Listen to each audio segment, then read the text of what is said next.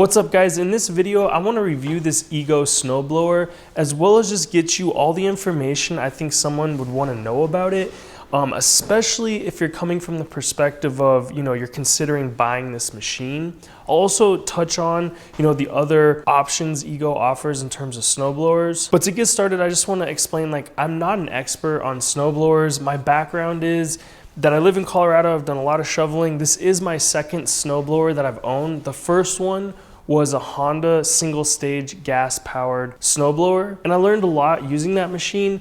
And some of the things I did not like about that machine, I was specifically searching for when I bought my second machine, which is this guy right here. So one of the things I didn't like about that machine was it had a tendency to get clogged. Not all the time, but it kind of depended on the situation in terms of how wet or dry or fluffy the snow was. But the chute would get clogged a lot, which was just really annoying when I was trying to shovel the snow. I would have to stop periodically and clean out the chute. Now, when I was researching Ego snowblowers, I did see some people having some complaints on some of the single stage. I'm not exactly sure which one. I know they offer different models, but that it had the same issue, that it had a tendency to get clogged. After seeing that, that's what really made me kind of go over the edge and deciding, I'm just gonna go ahead and get the 2-stage. Now, the other thing I didn't like about that Honda snowblower was the fact that it was gas and just some of the issues that happen with gas. Now, I'll take full responsibility that I probably didn't, maintain it properly and do some of the things you can do to prevent those problems from happening, but I just wanted to use it when I needed it and not use it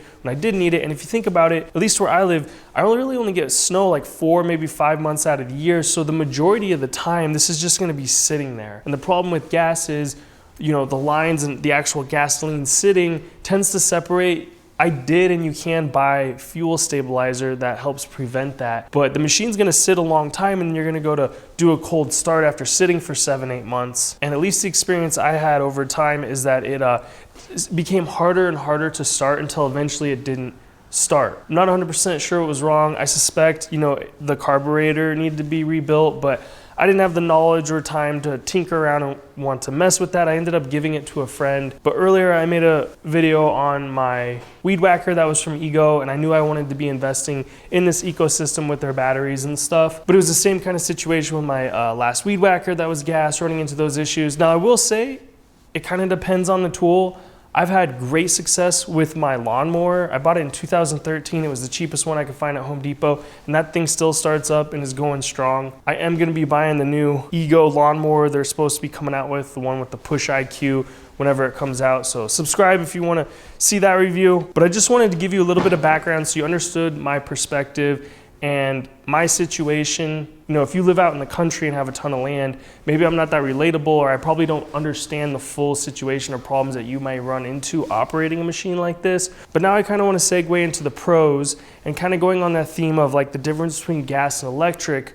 One of the biggest pros of this thing being electric is the fact that it is not as loud as a gas snowblower. Now, don't get me wrong, especially this 2-stage, it's actually pretty darn loud.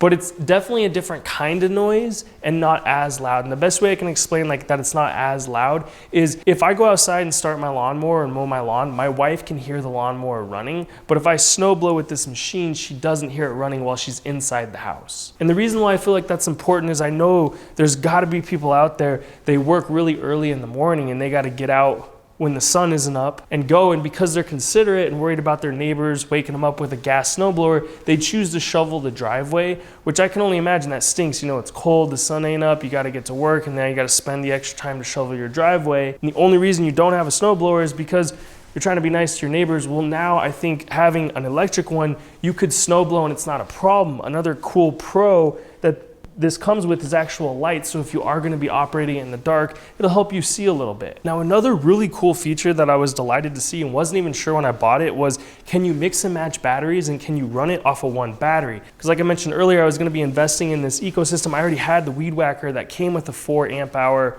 battery. It's actually the one I have in there.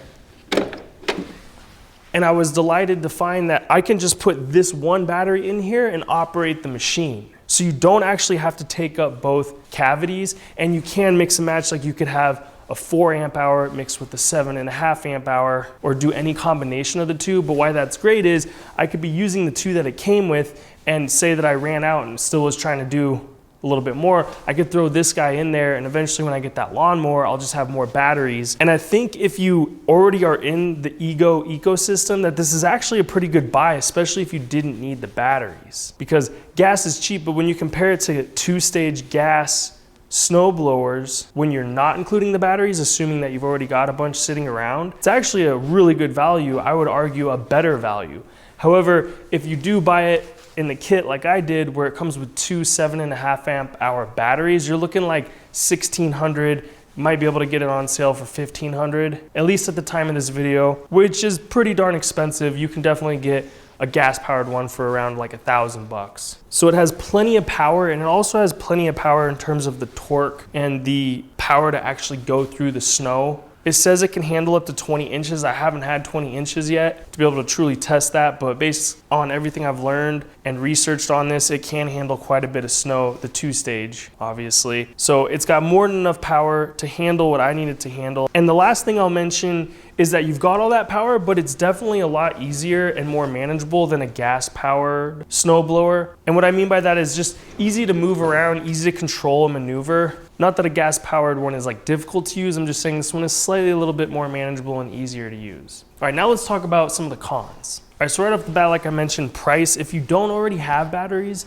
it's pretty expensive. And obviously, being batteries, you have a finite amount of time that you can use it before the batteries are depleted, and you're gonna have to wait for, you know, about an hour and 15 minutes, hour and a half before they're fully charged to be able to reuse again. And you can get a very comparable, if not better, machine that's gas at the same or a lower price, and you don't have those constraints. Now, another big con is, I'll talk about the battery life here soon, but you actually are gonna be managing the power on this thing, which is just one more thing to consider when you're using that, versus I think just, you know, people's intuition is just full blast. Like if it's a gas powered, you're not worried about anything, it's just full blast. Versus this, you can go full blast, but if you have a large area you're trying to cover, you're just not gonna have as long as a battery life, and you definitely don't need full blast, especially if it's not the 20 inches that this thing can take. You know, it's just unnecessary. But the point is, it's a con that you have to think about and do battery management and control, where obviously with the gas, who cares? You're not gonna run out, and if you do, you can just pour some more in.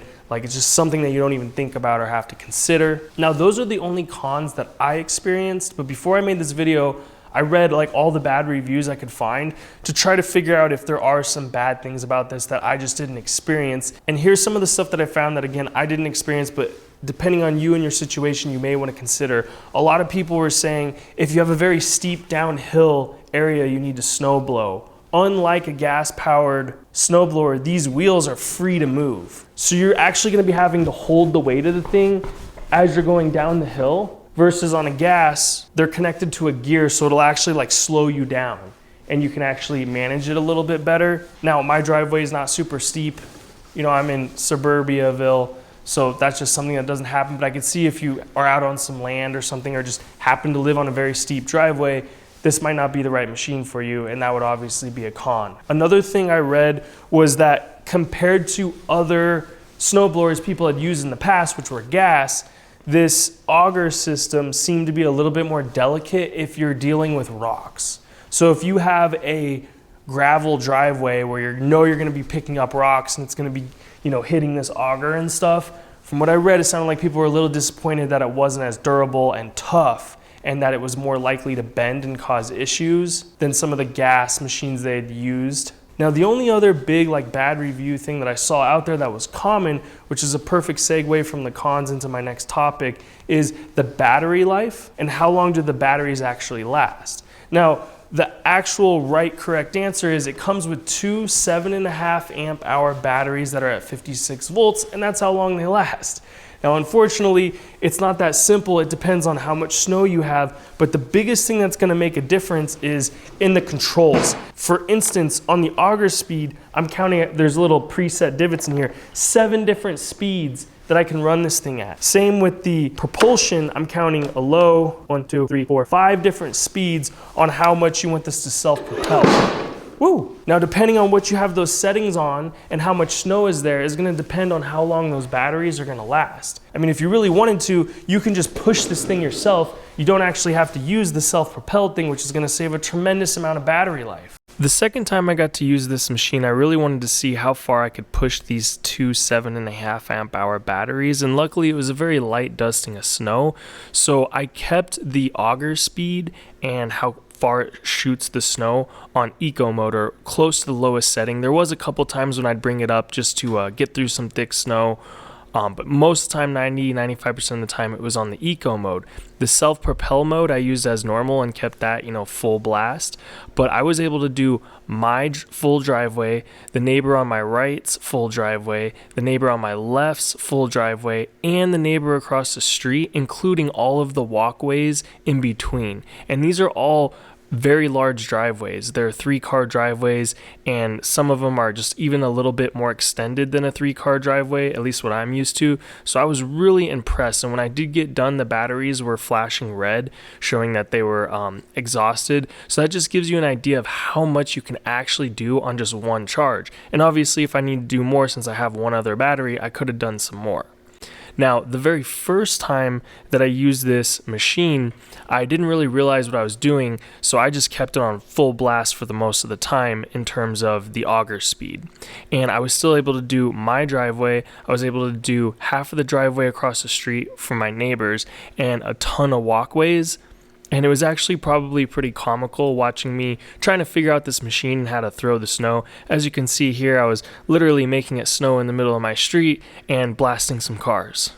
But another thing that happened the first time that I was actually snow blowing is fairly soon, like right at the beginning, I actually sheared one of the shear pins with a rock hitting on the augers. Here's actually where it happened right here.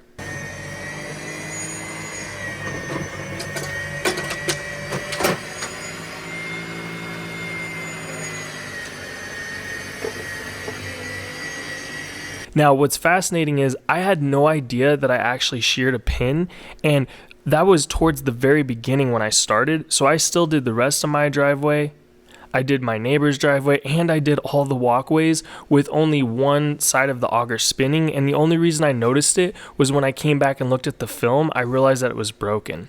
But it's a good opportunity to show you how easily you can shear a pin and how to replace the pin, which I'm about to show you. But one other thing I wanted to mention was I've hit rocks since then, and I would even say harder than the first time, and I've done it at least 3 other times, and no shear pin was broken. So I don't know if it's random. I think it just kind of depends on, the situation. You kind of have to have a rock get lodged in there to break it. But at least you can see here, different situations where I hit some rocks where it didn't shear it and where it did shear it. But let's go ahead now and show you how to replace the shear pin if and when it happens for you. Have these augers that spin, and they have these pins. There's one right here. They look like this, that go through this auger and the shaft. And these pins are designed to break at a very specific amount of torque, and it's just under the amount of torque that would break the gears in this gearbox for the motor. So if you get jammed up with a rock or something, this is going to break first and protect your motor. So I did shear a pin. I've never had a snowblower before a 2-stage. I've only had a single stage, so I can't say if it was like less than expected or what, but I am a little surprised. When they shear, 9 times out of 10, the pin is still going to be in there. So you're going to have to get something to lightly tap it out. You want to line up your holes. You'll see it in there. And then just lightly tap this to get it to come out on the other side. Got to make sure it's lined up so it has somewhere to go. Maybe I'll try it this way. There we go. So there's the pin that sheared. And now I'm going to throw in my other guy. All right, now we're back in action and ready to continue snowblowing. All right, let's talk about how you actually use this thing. All right, so this is what it looks like top down, and here's all your different controls. Now this chute here is all mechanical, meaning there's no electricity that's operating this. It's all done with these cables, similar to how like brakes work on a bike. So the direction of this, you push left to shoot it left, right to shoot it right, which is super intuitive when you're going. It's really easy to use. You can see I didn't have any issues using it. It was super easy and great. Now, the pitch right here of your head is controlled by here. You got 5 different levels, and you're definitely going to use this because, man, this thing will throw snow like this. If you're doing a sidewalk, you're going to be blasting the cars that are driving by. I noticed if you bring it all the way down, it shoots it at a great angle down, so you can just put it right on the ground. There'll be a parked car on the street right here. You can do the sidewalk and not hit the parked car. Really good control here between these two. That's how you operate where you're throwing the snow. You got this button right here to turn on your lights. Press it once, all the lights come on. Press it twice, these lights turn off, but the lights down here stay on. Press it 3 times and that turns everything off. Now your right side here controls the auger. So you've got your speed here. So obviously all the way down, Ego mode is the slowest. You got 1, 2, 3, 4, 5, 6, 7 different speeds. And in order to start it, every single time you have to hit the start and then hit this. If you just push this down, nothing happens, and that's actually a safety feature, which might seem annoying, but it is nice knowing that you have that. If you were to put your hand in here and trying to be cleaning this out, and just by mistake were to accidentally hit this, or put your weight on here while you're doing it, trying to like hold it or something, you know, it's probably 1 out of what, 100,000, a million, but you know, eventually it's gonna happen. I'm pretty sure that's why Ego did that. They do give you this little paddle, just a plastic paddle, to get in there for if on a day it does get clogged, you can clear it out real quick and not have to use your hand. Now on this drive side, you've got your reverse all the way down, then you've got your low, and this is the self-propel. For this one, all you have to do is just push this down. You don't have to press the start. You got your reverse, you got your low, 1, 2, 3, 4, 5 different levels, including the low, so 6. I mean, you got a lot of control with this. Now, another huge part of this that I didn't realize when I started using it, but makes a big difference, is if you're using the self-propel feature. When you're holding that lever down, you can let go with your other hand, your right hand, and use that to control all the other things on the snowblower. You can see here, I can easily like adjust the pitch and the direction, which at first I didn't realize that you don't have to hold down the auger, but it only works when you're holding down the self-propel feature. Something I noticed that's a bit odd is you've got your shoes here and then you've got this plate, and if you look right here, you got maybe a 1/4 inch, 1/2 inch right there. When you come over here, you can see it's flush. Here you can see over on this side, it's towards the front, and then on this side, it's towards the back. I imagine it was like this. I've only used it once. Maybe this got hit back and these bolts weren't tight enough to keep it in place. You can see the clearance over here. Get it to focus on this side is lower than over here on that side. So I'm gonna loosen those, bring this up, tighten them, and see how the clearance is. All right, I loosened these guys up right here, and then I took my crowbar, because it's kind of tough to move, grabbed this, pulled it, so now you can see they're all equal, lined up towards the front. We got some space right here. It's about the same amount of space as over here. And let's see how that looks when we put this guy down. Now you can see the ground clearance is a lot more even and a lot closer to the ground. If I wanted to get it even closer, I could lower these shoes or skid plates, but I don't want to start tearing this up because sometimes the concrete, you know, has different levels, so I think that's good right there. But also after one use, you can see this gets scraped up along the concrete. You can already see it's taken some wear, but that's okay because this is replaceable. Same with these shoes are actually designed to take the brunt of the force, which you can see, you know, it's taking quite a bit of wear and tear, which is what you want, and you want that to be taking the majority of it, and then this the second. But that's just something you might want to pay attention to and address when you first break it out of the box. So here's the battery charger they give you. I do like that it is does both of them at the same time. It took me about an hour and a half to charge both of the 7.5 amp hour batteries. This is the battery compartment, just to give you an idea. This is the 7.5 amp hour. And you can see there's still plenty of room on the outside. And that's a lot bigger than this 4.5 amp hour. You can see it's a lot bigger. And you can actually put up to a 12 amp hour battery in here, which is huge. I think they do have a kit where they sell it that has 10 amp hour batteries. But according to Ego Online, they say the 12 amp hour will fit in all Ego tools. Just to give you the size comparison, I mean, it's roughly a foot in all directions. You're at like 13 inches this way with both batteries on, about 8.25 that way, and it's about 11 inches tall. Just in case you're considering putting this somewhere and wondering if it'll fit.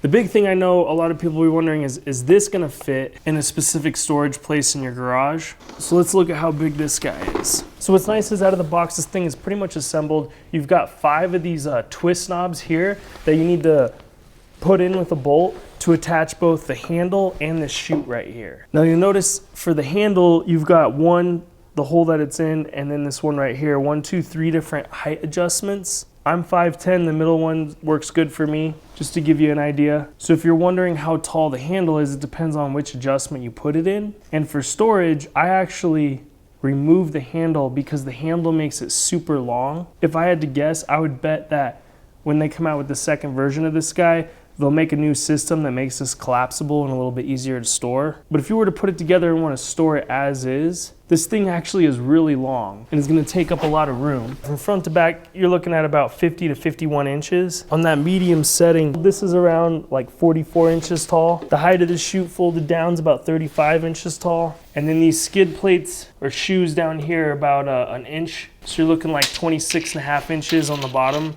But something that is nice for storing, because like I said, most of the year it's just gonna be sitting, is it's really easy to make this chute smaller. You just unscrew this guy right here, pull this bolt out, lift this up off of this square tubing, and you can see that drastically lowers it. I'm able to fit it on my shelf without doing that, so I'm gonna put this back real quick.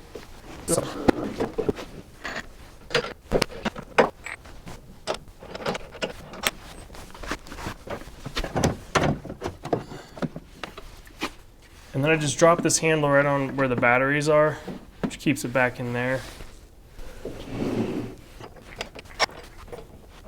And if you're wondering, from this handle right here, how far that comes out from the front is about 34 inches. So it sits pretty comfortably on this shelf that's 3 feet or 36 inches and stores up under here nicely. You could actually fit it in something even shorter if you take off the chute as well. This shelf is about 34.25 inches tall. All right, so my overall opinion of this machine is it's great. I like it. I would highly recommend it. If you're thinking about buying a snowblower, the 2 biggest things I would consider is 1, they take up a lot of room, and 2, they're not cheap. So I would ask yourself, like, is it worth it giving up that precious real estate in my storage area or garage, as well as is it worth dishing out the money? Is there enough value there for you versus the alternative, which is shoveling snow however many times a year you have to do that? But when it comes to getting a snowblower, should you go with an electric one like this or its gas alternative? Hopefully my 2 cents here can help you make a decision, but I would say if you live in Suburbaville like me, we're gonna be going over concrete driveways and sidewalks, I would say absolutely yes. I'm more than satisfied with this. I would highly recommend it. You're gonna have plenty of power, plenty of battery life, no worries there. However, if you were to live out on some acreage or maybe a mountain or something like that, in an area where it doesn't matter about noise because they're not going to hear it anyway, and you've got some uneven terrain, maybe even like a gravel driveway, or just more likely to have some sticks or twigs or rocks or even critters, then you might actually want to go with the traditional gas. I know some of the alternatives, you know, you can get a wider system so you can spend less time. You don't have to worry about running out of battery juice. There are even newer snowblowers that got rid of the shear pin system and have like a smart gearbox to where if your auger binds up, it'll actually like disengage until it's freed and then you can re-engage. But hopefully that helps you out. If you like the video, like, comment, subscribe. Appreciate you watching, and I'll see you in the next one.